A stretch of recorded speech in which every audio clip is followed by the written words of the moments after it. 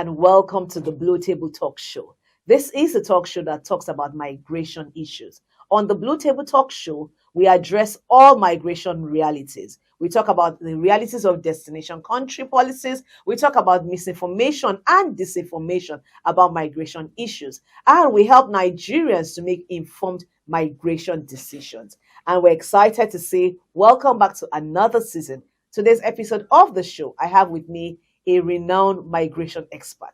I have somebody who needs no introduction, but whom I will have to introduce. I have a giant in the migration space, someone whose work and his legend has gone ahead of him. And I'm going to start and introduce to us today Comrade Osita Osamene, who is the Executive Director of Patriotic Citizens Initiative. Thank you so much, and you're welcome on today's episode of the Blue Table Talk Show. Yeah, thank you. Thank you for having me. Thank you. And before we go on, and we have a lot to unpack with Comrade Osita, our correspondent, Miko Banti, was on the streets talking to Nigerians and asking them what their thoughts were about migration issues, especially irregular migration. We're going to take a break now as we join Miko Banti on the streets of Lagos.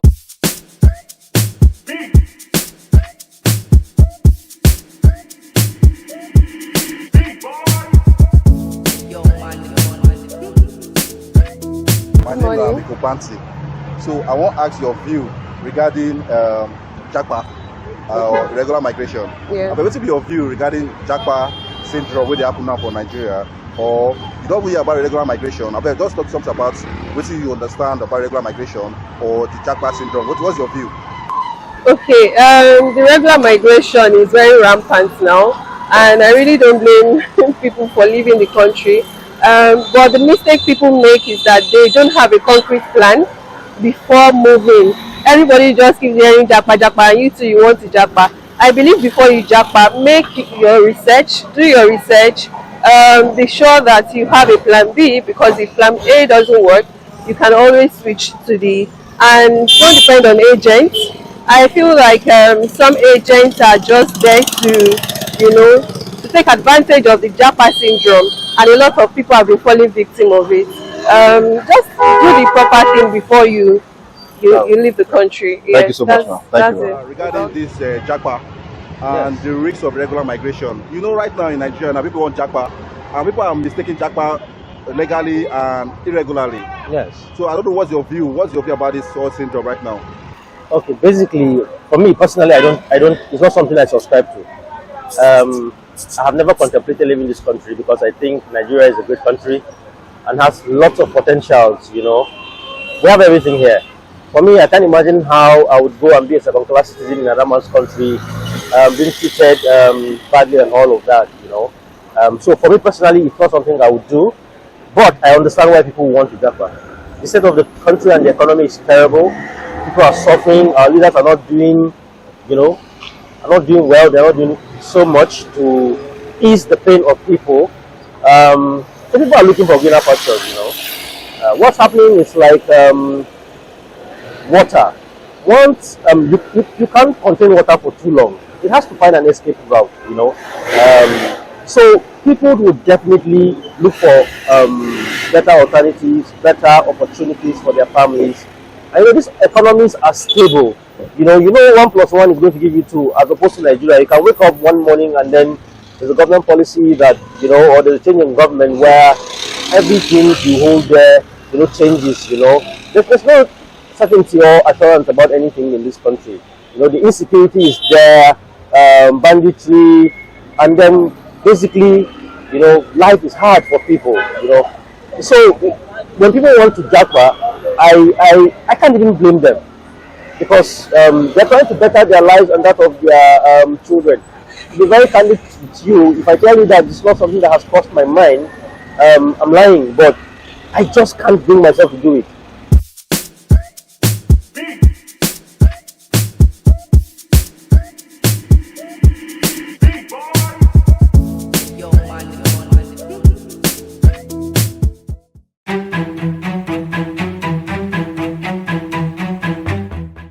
Welcome back to the Blue Table Talk Show. My name is Eniton Ibiruke and I'm the anchor for the Blue Table Talk Show. And with me in the studio today is Comrade Osita, who is the Executive Director of Patriotic Citizens Initiative. You have heard what the people on the streets have said, and I know that none of the things that the people on the streets have said is new to you. So I will jump right in with my first question to you. What are your thoughts on the reasons why people engage in irregular migration, such as crossing borders without documentation, or even deciding to go through the desert or the Mediterranean? Please, what are your thoughts on this, comrade? Yeah, thank you so much for this opportunity to talk about issues of migration. I'm going to talk about it from different angles in terms of both irregular and regular, because a lot of people are also moving out in a irregular manner as a result of the same reason why people are moving out on an irregular manner. You know, it's rampant in terms of irregular because of the situation people see themselves now, the current reality in Nigeria. You and I know that everybody is looking for safety. Everybody is looking for how to survive. Everybody is looking for easy way of, a smooth way of making sure that the family is doing well. And looking at the situation in the country now, in terms of enabling environment, you can agree with me that we have a problem. And that is one of the fueling factor that is making a lot of people move. Look at the issue of unemployment. Look at the issue of families not being able to meet up with expectations in terms of feeding, bills, and all these things. And people are not finding it easy. And the truth is, if things are not working out fine, people tend to move. They want to move to a place where they find things easy. So, and that is what migration is actually all about. Migration is all about movement from one place to another to settle and make a living. You know, so you can't rule that out. And Nigeria is one of the countries that you have a lot of youths and a lot of families trying to move to ensure that, you know, they survive and they meet up with the expectations and also have a good life. You know, look at our roads, look at, there's no light, you know, there is no, a lot of things. There are no social amenities, you know, the social network is weak. You know, so there are a lot of things that are really pushing a lot of people. You see people when they are broke, they don't have anybody to support them. Sure. The system is broken. The system cannot even provide you with health, normal things that can be free in other countries. So people want to go to a place where they can be respected and also they can have access to some of these things. And that is why the street is boiling. Well, I like that last line, that the streets is boiling. But I have a question for you coming on the heels of what you have just said now. Yeah. So do you actually think that this issue of migration, whether irregular or regular, poses an economic or security challenge to either the destination countries or even to home country? We in Nigeria, what are the economic implications of migration? And even for the destination countries they are going to, are there any economic or security challenges attached to this?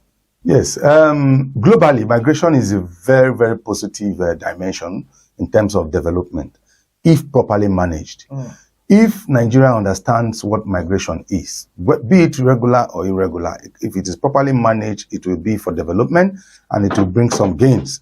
But if they are not serious about it and they don't understand that if migration is not properly managed, especially the irregular aspect, even the regular, because we're going to have brain drains in the regular aspect. But the irregular aspect in terms of insecurity, in terms of adverse effect, when people return, you know, and the people who are stranded or people who were victims of trafficking, coming back with different complications and are not properly checkmated, you know, they can pose a threat to the system and to the society. You have a lot of people who travel irregularly and they become, when after being dehumanized, you know, they become hardened. And some of them turned up becoming traffickers. They become smugglers because of neglect. So if it is being properly managed, you know, irregular migration can also be for development, because people who return back, if they are properly guided and well, you know, taken care of, they could turn back to become positive agents in the society. The same thing with the regular migration in terms of remittances and development coming back into the country. You know, when these people are actually also well managed and issues of migration management, looking at the gains, you know, some of these things could be gain to Nigeria and they could bring development to the country. Well, thank you. That was quite a lot that you packed in there. But I have two questions that came from that. And I will ask you the first one now. So you see, you mentioned remittances. I also mentioned those that come back that are in Nigeria. But my question that I would ask you first would be, have you or someone you know actually embarked on this irregular migration journey and returned, or even just embarked? A lot of people who have embarked that I know, that are even working with. Even personally myself, I embarked on irregular migration, and today I'm in Nigeria and I'm doing my work. And I'm sustained. I'm sufficiently contributing to the system. So, and there are a lot of people we have worked with that are also there irregularly, and that are back and they are staying back. You know, so I think that is, it depends on the way people see, you know, the situation on ground, and also the ability, especially those who have returned, who went irregularly, the ability to see Nigeria as a place where they can actually stay and also face the challenges. Thank you. Now, you are the executive director for PCI. Yes. Because I'm so used to calling you PCI. PCI, that's the acronym, yeah. Yes. Now, please tell us a bit about PCI and the work that you're doing in this migration space. I'm asking this because you have alluded to the fact that a lot of people have come back, and even yourself have come back and are doing well. And I want to know exactly what your organization is doing in this migration space. Yes. Once upon a time, myself embarked on this journey due to what I told you, issue of enabling environment to succeed. There was lack of job, and desperation came in. And when the desperation came in, the opportunity that was available was to leave for Europe, like every other youth in Nigeria aspiring now, you know, and without looking at the consequences, without looking at the informations available, you know. As at that point, every information that came to me was actually a reality to me, because I was at the point of giving up. I've given up Nigeria. You know, and when I got to the journey, I actually embarked on the journey, went through the Sahara Desert. The journey which I embarked was see Morocco, see Spain. But on transit, it became Libya. You know, because there was irregular migration does not actually give you a direction. Whatever you see on the road, that is what you take. So, but when I got there, and in the course of the journey, I saw a lot of atrocities. And, you know, I saw myself as somebody who is not doing the right thing, you know, but I didn't have any option because that was the available option. Before then, I acquired a visa and passport, you know, and they were all fake. And I was turned down at the airport because that was not my intention. I didn't have any intention of going through the road. It was when that disappointment came that the idea of road came in, because the marketers or the sellers of that trip made it look as if it was a tourist journey, and capitalized on my frustration at that point, and said, okay, it is by the time you get to Niger, it's going to be like a tourist journey. There will be a flight. And you know, at that point, my mind and my focus was Europe. I didn't have any other option. I was not looking at, I've never heard about the dangers then, which means that information is very key. So I went into that, and I saw myself seeing a lot of Nigerian youths running out as if there was a war in the country. You know, they were all in a haste to get to their destination, and the destination is Europe. It's either they are going to Italy, or they are going to Spain, or they are going to Germany, any part of the Europe. And I was wondering, why will I subject myself to this? I couldn't return back because I'd already given up this side. I wanted to see the end of the journey. But after all the horrible experiences, I eventually got to Libya, you know, with hiding inside the boot, sleeping in ghetto houses and all this. And when I got there, I asked myself a question: does it really worth it? And is that how somebody will leave his country, my comfort zone? Because with all those experiences, I now saw myself that I was comfortable actually in Nigeria. Can you understand? And having passed through all this, will I now get to Europe and they will tell me welcome? I said, what? I left the back and I only saw myself at the point in Libya with boxers and a shirt, a t-shirt. You know, so you will now be asking yourself, are you going to Europe like this? So it was at that point I decided, after some months, I decided to return back to Nigeria. And in my course of returning, I said, well, I have noticed a gap that there was no proper information. Even though youths are desperate, that when they are provided with necessary information, they will know what to do at the right time. So I looked at it, I said, if I have the privilege and the opportunity to return back alive, I am going to start a massive and aggressive campaign, which eventually I returned back. But one of the things I did that gave me the courage and the confidence till today is that I had to go for what they called self-reintegration and rehabilitation, because the experience I had is not something you just come back and jump into, that you are a returnee, you want to tell. No. Are you dreaming of a brighter future? Are you planning to japa? We know the world is calling. We know you want to leave Nigeria at all costs. But before you go, have you heard of the Migrant Project? We provide free counseling services on the risks of irregular migration to help you understand the challenges of life in European countries if you plan to japa wrongly, either by road or sea. Guess what? We also provide support, referrals, and access to some local alternatives for jobs, skills training, and mental health support. Our counselors are here to empower you to have more agency in your migration decision-making. Call these hotlines to speak with our counselors. This is a 100% free, individualized, and anonymous service. Edo State 0816 529 8860. Lagos State 0813 777 0863. 0814 783 5852. You can also follow us on Facebook at The Migrant Project and The Migrant Project Lagos. Choose the path of hope. Don't risk your life. Stay home and thrive. This message is brought to you by The Migrant Project Nigeria.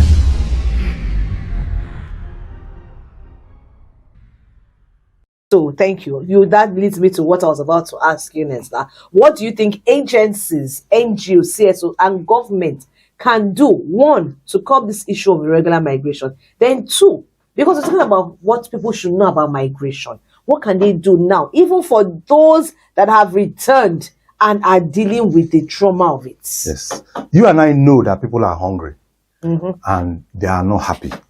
A hungry man is an angry man. And you also know that when people want to go, they are going because they feel that what they are doing here is not really paying them much. So if you want to guide such a person, you need to provide a more robust or a more economic viable opportunity for such a person.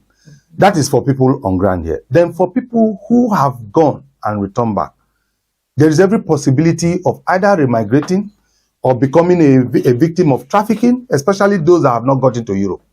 They will want to get to that Europe. If they are alive to come back, still the condition remains the same. So you must have to ensure that you provide them with a kind of enabling environment. And what are those enabling environments? Like in our organization, we are those people that work, most of the people that are working with us in PCI are people who have returned. And we try to ensure that they make their daily living and also understand the rudiments of life. Because you see, people in that category, they're always in a hurry. Agencies should begin to wake up to their responsibility, especially government agencies. They should look at their mandate. Most of them have the mandate of providing employment for the youths, but they have left that mandate and they're doing a different thing. Some of them have the mandate of training the youth on skill acquisition. I remember when we were growing up, when I was younger, skill acquisition is free. We have technical schools. Yes, please. Functioning, but these days they have intentionally and deliberately killed those, and that is what is affecting what we're talking about. Very true. Yeah. Very true. So what I would want you to shed some light on migration terminology. Simple things. People feel that they can get up. We're talking today what you need to know about migration. People feel I can apply for asylum. I can just go. Simple things. Just shed some light on some of these terminologies, like what is asylum and who can get asylum? Yeah. First of all, this is a very key and very important question that you have asked. From my experience At least I was privileged to visit a center in Holland, and they call it Therapo. It's a center where Africans and the whole world who are seeking asylum stay. Now, I was privileged to find out that Nigeria as a country, we are not qualified to seek asylum in Europe, in any country. Nigeria is regarded as a safe country. And these are the things that our people are supposed to even understand. If you like go through the air, if you like go through the underground sea, or dig yourself on the ground and go into Europe to seek asylum, nobody is going to give you asylum. Because they are looking at it that Nigeria has no that kind of issue. We are not at war, based on their own assessment. So that is why you see a lot of people, when they enter Europe, they spend 20-something years, 15 years, 16 years, they have not gotten that asylum document. So the important message I'm bringing out here is that Nigeria is not qualified for asylum, except on very, very special cases. So you can see out of maybe 1,000 applications from Nigeria, maybe one or two reasons. I am privileged as a program director and as an organization to be handling return programs from Netherlands and Denmark. So far we have received between March and this month, we have received over 20-something Nigerians, both male and female and family. And these people have spent years. They were rejected asylum. Why? Because they are not qualified. So what is the qualification? You don't just move as an economic migrant and decide to seek asylum in Europe. Nobody will give it to you, except maybe for cases of insecurity, war, and so far so good. And Europe sees us, the Western world sees us that we don't have this issue. Comrade Osta, I would like to ask, what are the wrong ideas that people, even though you have delved into some, what are the wrong ideas that people have about migrating irregularly or regularly? Yes, for irregular paths, a lot of people feel that it's difficult to get visa, and that assessing some of these things are very, very difficult, and it's a very big lie. People create that impression, and they are creating it for their selfish reasons so that they can exploit people. That is why they are creating it. If you want to travel, go to the country you want to travel to. Find out there are criteria. If you meet up the criteria, you will go. But if you don't meet up the criteria, then it means that you are not needed. There are a lot of instruments, or what would I call it, opportunities in Europe that can carry you. There are family reunification. You can have a family there, then they can prepare documents. Most of these things may not be as easy as we talk, but you need to prepare yourself. Look at the criteria. How do I get these things? And before you can get a visa, they must have look at your antecedents in Nigeria. Do you operate an account? Do you even do a business? Are you even living a normal life in your country before you can come to our country? Because most of these countries are looking for people who will not come there to create problem for them. Exactly. Thank you so much, Comrade Osta. This has been a very engaging and enlightening session, and I am very sure that even our viewers today would agree that we have learned quite a lot about migration. And if you want to Japa, follow who know route. Thank you very much. It's been a pleasure having you. Once again, my name is Eniton Ibirunke. I am the anchor for the Blue Table Talk Show, and the guest with me in the studio was Comrade Osita Osamene, the Executive Director and Program Director for PCI, Patriotic Citizens Initiative. Thank you. It's been a pleasure having you on the program with us today. Thank you.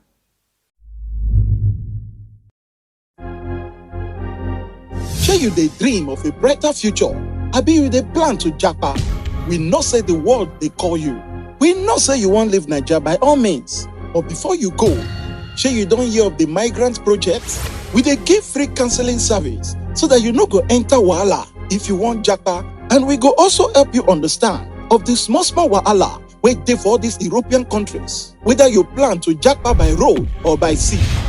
Shey you know say we dey also provide support, or we dey refer people to get access to some local jobs, skill training, and mental health support. Our counselors also dey to help you know the things wey you need to know before you leave this country.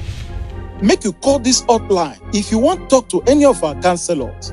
For Edo State, make you call 081 652 98862. And for Lagos State, make you call 081 3777 0863 or 081 478 35852.